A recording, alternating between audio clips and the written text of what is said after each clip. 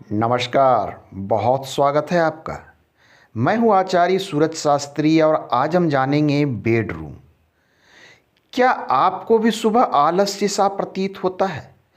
कार्य करने में मन ही नहीं लगता, दिन भर एनर्जी सा फील ही नहीं होता है, या कह लें कि सोचते तो बहुत हैं, प्लानिंग भी होती है परंतु वो किया गया प्लान पूरा ही नहीं होता। पावर और कॉन्फिडेंस दोनों लूज हो रहे हैं। या कह लें कि बेडरूम में आते हैं, घर आते ही अनावश्यक रूप से फैमिली में विवाद प्रारंभ हो जाता है।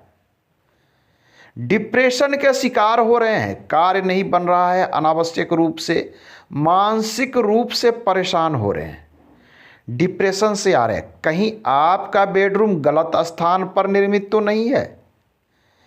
बेडरूम अक्सर हम जानते हैं कि दक्षिण पश्चिम ये है हमारी पश्चिम दिशा और ये है दक्षिण।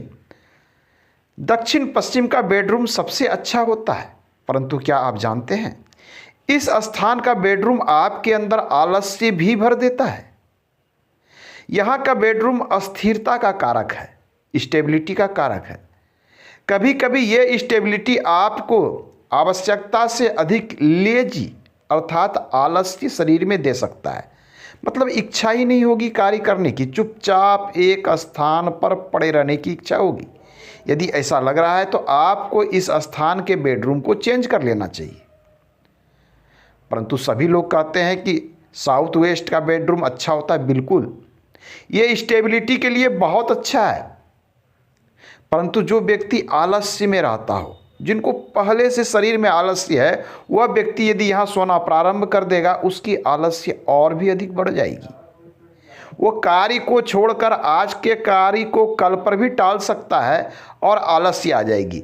आलस्य यदि है शरीर में तो वैसे व्यक्ति को हमें फायर वाले जोन में सोना चाहिए।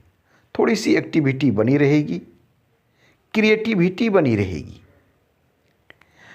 आप सोच तो बहुत रहे हैं, प्लानिंग बहुत करते हैं कि कल यह काम कर लेना है, परसों ये डील कर लेना है, फलाने से बात कर लेना है, ये बिजनेस का कार्य कर लेना है।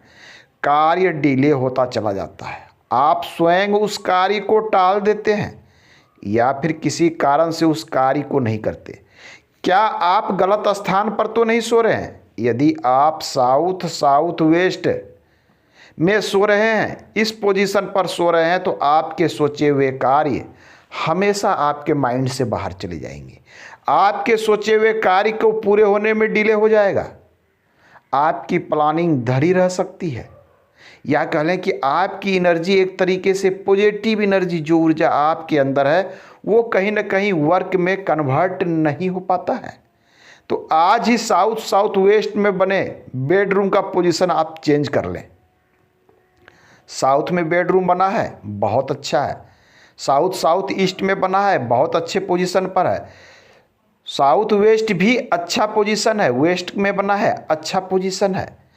परंतु आप देखते हैं कि घर आते ही, बेडरूम में आते ही अनावश्यक उलझनें शुरू हो जाती है। बात तो बहुत प्रेम से शुरू होती है, परंतु धीरे धीरे विवाद का रूप धारण कर लेती है। यदि ऐसा हो रहा है तो कहीं आप साउथ ईस्ट के बेडरूम में तो नहीं सो रहे। इस स्थान पर यदि आप सोते हैं तो अनावश्यक रूप से मंथन अधिक हो जाएगा किसी कार्य पर, बहुत अधिक ओवर थिंकिंग होने लगता है। अनावश्यक रूप से ओवर थिंकिंग होना एक समस्या का कारक होता है। साउथ ईस्ट में बेडरूम है तो ओवर थिंकिंग के शिकार हो सकते हैं आप। साउथ ईस्ट का बेडरूम भी अच्छा होता है, कार्य में मन नहीं लगता। इस स्थान पर सोने वाले व्यक्ति को शरीर में आग लगी रहेगी, हमेशा कुछ न कुछ वो व्यक्ति करता ही रहेगा, बैठे उसका मन ही ना लगेगा। कहते हैं ना कि मन में, शरीर में आग लगी है, वो अस्थिर ही नहीं रह पाता है, क्रिएशन बहुत ज़बरदस्त खोजता है। तो साउथ ईस्ट क्रिएशन देता है, परंतु यहाँ का बेडरूम कभी कभी अनावश्यक रूप से आपको क्रोधित भी करता है। यदि कोई व्यक्ति हाइपर टेंशन है, कहते हैं ना कि गुस्सा बहुत जल्द आता है, वैसे व्यक्ति को साउथ ईस्ट में बेडरूम नहीं देना चाहिए। डिप्रेशन का शिकार हो रहे हैं, मानसिक रूप से आप परेशान हो रहे हैं। कहीं आप वेस्ट नॉर्थ वेस्ट में तो नहीं सो रहे हैं। इस जोन में यदि आपने अपना बेडरूम बना रखा है तो डिप्रेशन का शिकार आप हो सकते हैं। मानसिक रूप से अवसाद से ग्रसित हो सकते हैं। आपकी थिंकिंग पावर कमज़ोर पड़ सकती है। सोचने समझने की शक्ति वीक हो सकती है। फालतू की चीज़ें बहुत सारी दिमाग में आएगी, जिसके कारण आपको अच्छा महसूस नहीं होता है। तो इस क्षेत्र में यदि आपका बेडरूम बना है वेस्ट नॉर्थ वेस्ट में, तो आपको पोजीशन चेंज करने की आवश्यकता है। यदि आपके पास बेडरूम बहुत अधिक ना हो तो बेड का पोजीशन भी आप इस जोन से बाहर कर सकते हैं। इस जोन से बेड का पोजीशन भी आप बाहर कर लेते हैं तो आप समस्या से निदान पा सकते हैं। आप कहाँ सो रहे हैं यह महत्वपूर्ण है। घर में जो वास्तु की एनर्जी होती है वो सारी एनर्जी केंद्र से निकलती है और हर दिशा में वो फैलती है।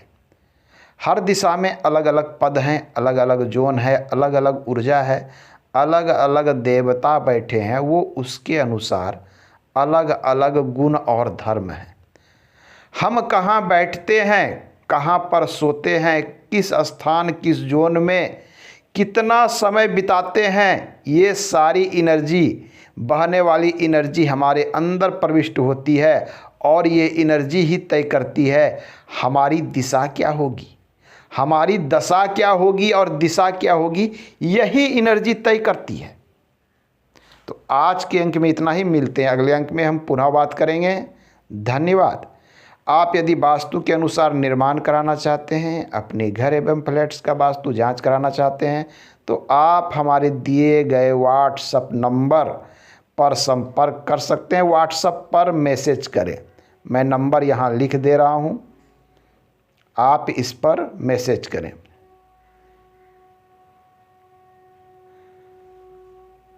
धन्यवाद।